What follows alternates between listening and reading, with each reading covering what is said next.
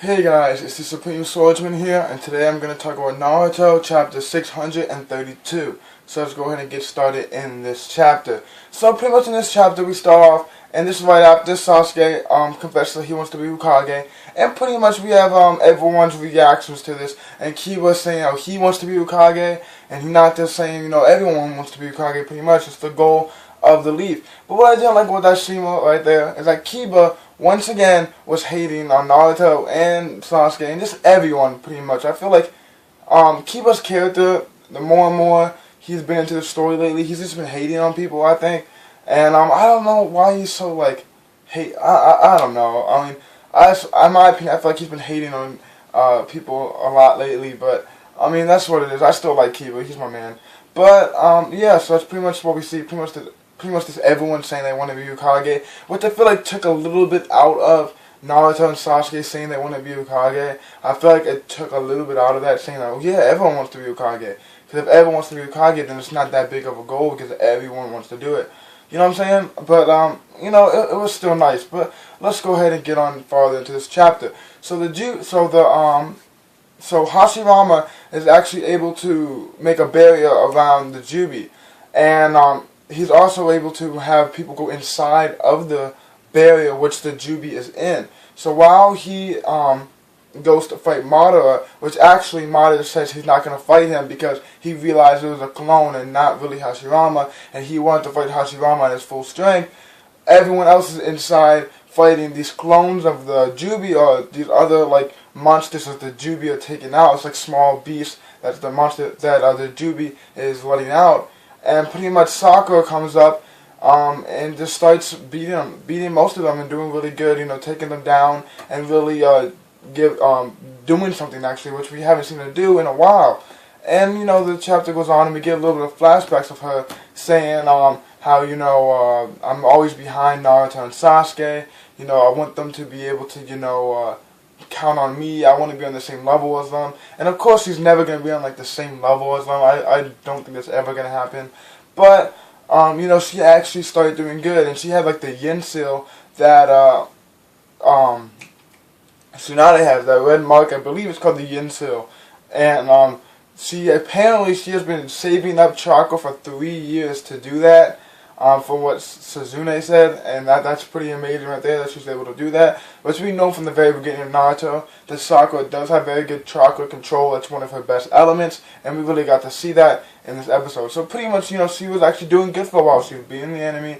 She has Tsunade's jutsu now, and she's starting to, really do some damage. But then in the end of the chapter, again, Naruto and Sasuke had to save her, which really just took out of everything that just happened 2 seconds ago.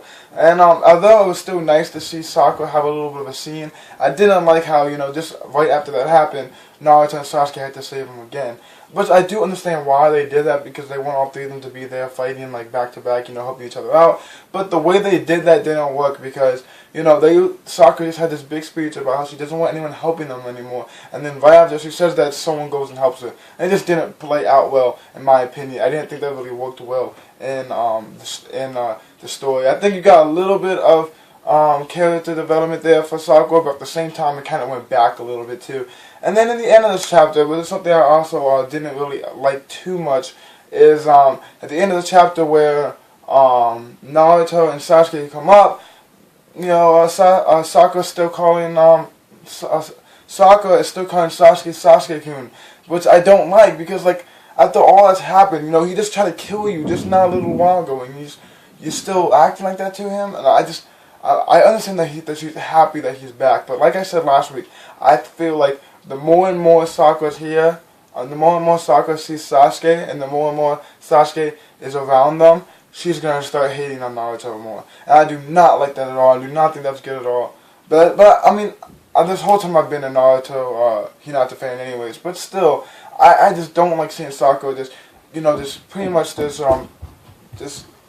stab Naruto in the back pretty much. That's what he's doing, and it's just not fair to Naruto, and I do not like it too much. But, this chapter was pretty good. The drawings were pretty good, nothing too bad. I like the one scene where you have Hashirama making all the clones. I think that was a pretty cool panel. And, it was pretty well done.